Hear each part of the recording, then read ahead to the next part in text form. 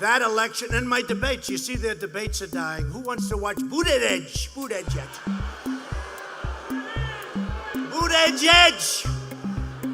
You know that you pronounce it. They say, I heard some guy saying, no, because it's an unpronounceable name.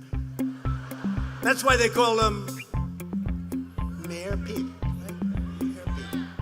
Mayor Pete. Mayor Pete. I've had you up to here, Mayor Pete.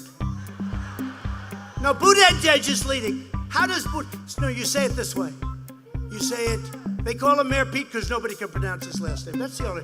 People think it's. By the way, you know what? I'm not going to say bad things about him. You know what? I'd love him to win. I thought I knocked off Pocahontas. I did it a year too early. A year too early. I give her credit. She then started to come back. I don't think she's going to make it, though. She's gasping. She's gasping for air. But I saw them pronouncing Buttigieg. And they said, here's what you do. Boot, edge. Say edge like the edge of a building. Edge. Boot, edge.